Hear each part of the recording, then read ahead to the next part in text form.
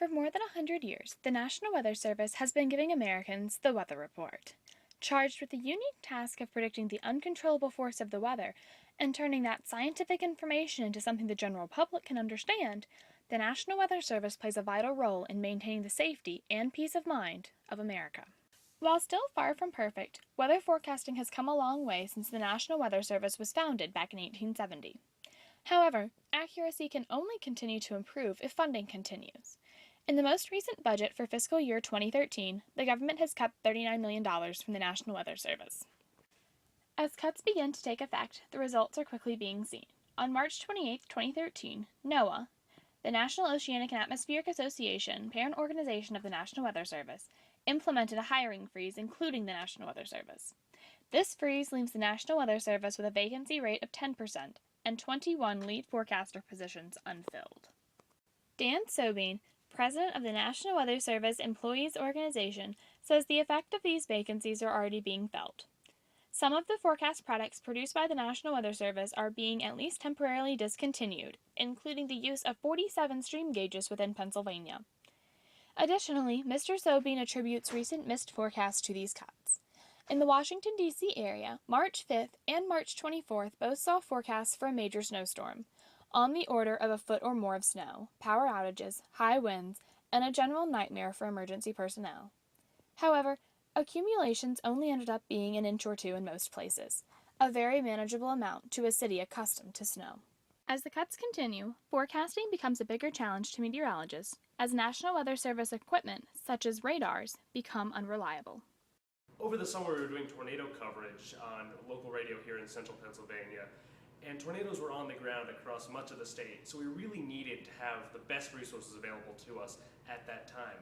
But the radar in central Pennsylvania went down, which meant essentially we were flying blind. We weren't able to see those tornadoes and where they were, so it was pretty hard to tell people when they might be affected, just because we weren't able to tell when those tornadoes would be moving into certain areas, because we didn't have that eye on the sky keeping track of those storms and projecting their paths. So that could be one of the major issues with budget cuts to the National Weather Service. If those radars go down, how are we going to be able to predict weather?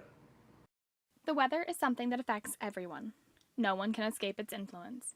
However, some places across America are more vulnerable than others. The Great Plains are famous for Tornado Alley. It's hard not to recall the devastation that struck Joplin, Missouri on May 22, 2011, as a 3/4-mile wide EF5 tornado ripped through the town, cutting short the lives of 158 residents. Dixie Alley, in the southeast, sees its own share of tornado disasters, such as the April 2011 outbreak that claimed 321 lives in 3 days. The Gulf Coast is battered annually by hurricanes, such as Hurricane Katrina, whose winds maxed out over 170 miles per hour. As rainfall rates exceeded 1 inch per hour, flooding, especially in New Orleans, became a major problem. The Northeast suffers from tropical systems as well. Hurricane Sandy recently battered much of the coastline, especially in New Jersey. 110 people lost their lives because of Sandy, and despite the $50 billion relief bill from the federal government, most areas are still far from restored. But Pennsylvania is vulnerable to its own set of disasters. For instance, the state is prone to flooding. The famous Johnstown flood back in 1889 took the lives of over 2,200 people, making it the 4th deadliest natural disaster in U.S. history.